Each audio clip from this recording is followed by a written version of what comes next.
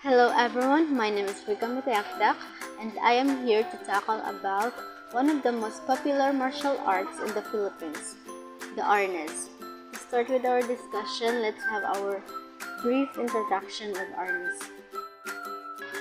ARNIS, also known as Kali or Skrima, is the national martial art of the Philippines. The three are roughly interchangeable umbrella terms of the traditional martial arts of the Philippines. Filipino martial arts, or FMA, which emphasize weapon-based fighting and sticks, knives, bladed weapons, and various improvised weapons, as well as open-hand techniques without weapons. Origin of the name.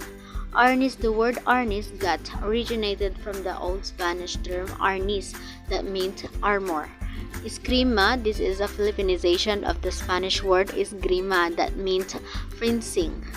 Kali, the name Kali was derived from the pre-Hispanic Filipino term kalis, which meant blades and fencing. History of Arnis. Some common questions that arise in every reader's mind are: where did the sport originated from, and why is it played? Therefore, to get better understanding about the sports, we need to dig into the past. So let's discuss the history of Arnis. Arnis was developed by indigenous populations of the Philippines who used an assorted range of weaponry for combat and self-defense. Many historians believe that Arnis was used by the Cebuanos during the Battle of Mactan, led by the local chieftain Dato Lapu-Lapu. Cebuanos fought against heavy artillery from the Spaniards, led by Portuguese explorer Ferdinand Magellan, using improvised weaponry like blades, spears, and bows and arrows. In 1521, equipped with nothing more than bladed weapons and therefore some Arnis abilities, Filipino islanders defeated Ferdinand Magellan's armored, musket-bearing Spanish conquistador forces when they tried to invade. When the Spanish eventually returned and successfully conquered parts of the Philippines, the traditions of Arnis were preserved despite its prohibition in the forms of ritual dance, performance, and mock battles. Eventually, it was the Filipinos who provided the art with a systematic structure. It was brought to Hawaii and California in the 1920s. The teaching was kept within the Filipino communities until the 1960s, and after which Master Angel Cabales and others began teaching it to others.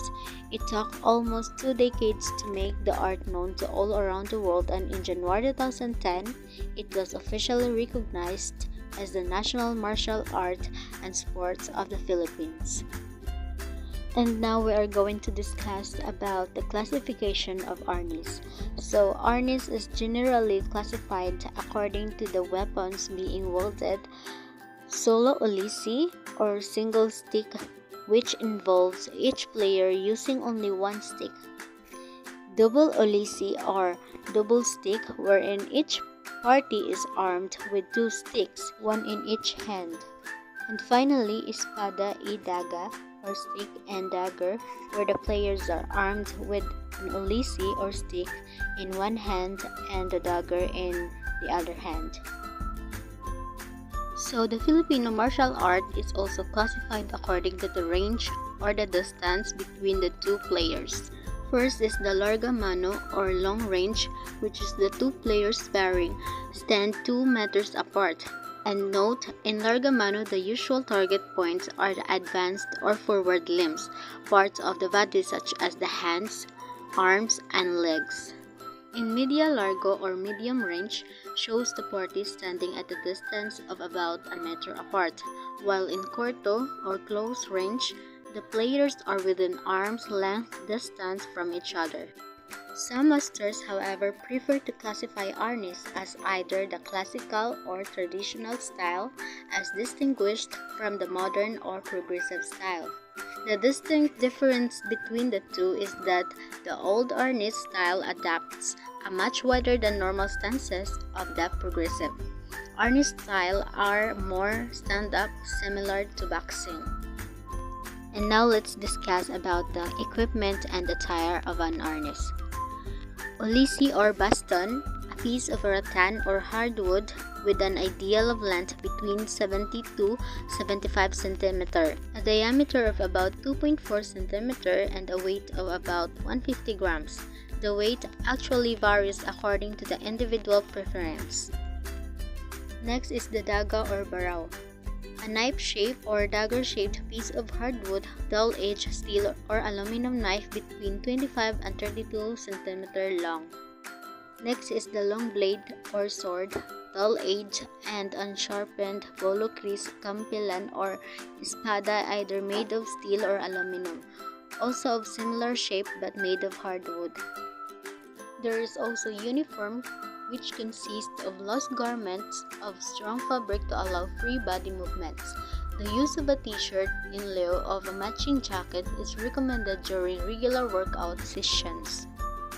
And then the belt, which made of ordinary hard cloth in varying colors to indicate grade or rank. The ideal width of a belt is between 5.5 to 6 centimeters. Armor or protective gear consists of headgear, body protector, hand gloves, arm and leg paddings, which may be made of hard foam, leather, or leatherette materials to make it consistent to all types of hard striking blows or poundings. It is designed to cover the body, head, neck, arms, hands, and the upper leg area including the genitals. These equipment are a must in full contact sparring or in tournament competitions. Target or striking bag.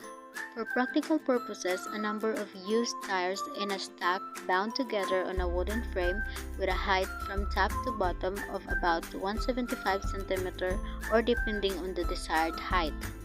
The use of tires is recommended because it is highly consistent to all kinds of strikes or blows. Although a striking bag made of heavy canvas-like material such as those used for boxing may also serve the purpose, or heavy canvas materials with foam paddings that wrap around a post may also serve as a good striking bag. Next is the salutation. Like other martial arts, ARNIS has its own form of salutation, known as yuko or pugay. The salutation must be performed before and after each session, and also when leaving the practice area, which also called saludo. Students also perform it when facing or meeting an instructor, a high-ranked personality, or dignitary. Even between and among themselves, practitioners or students greet each other in the form of salutation. There are two types of salutation or formalities which are practiced and adopted by the World Eskrima Kali ARNIS Federation, or the WEKAF. The ordinary type and the formal type, wherein the latter is performed in highly formal and ritual occasions. So this is the ordinary saludo, which is usually performed in the regular practice sessions, is done in the following manner. First, do the natural stance. Second, slide your left foot close to your right foot and at the same time place your right hand with ulisi on your left chest. Third one is bow your head slowly. Then fourth, bring it up. Then finally, slide your left foot back to the left to return to a natural stance or normal position. Formal saludo.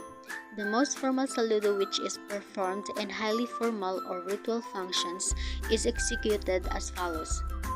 First, do the natural stance. Second, bring your left foot close to your right foot as you bring your left hand with ulisi to the right side. Third, drop your left knee down to a kneeling position. Raise your right hand to your forehead, palm inside as you bow your head.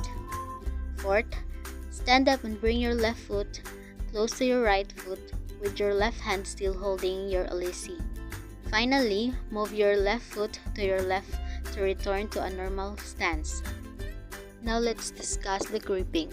There are three common types of gripping or holding an ulisi, namely the under thumb hold, the side thumb hold, and the overlap hold.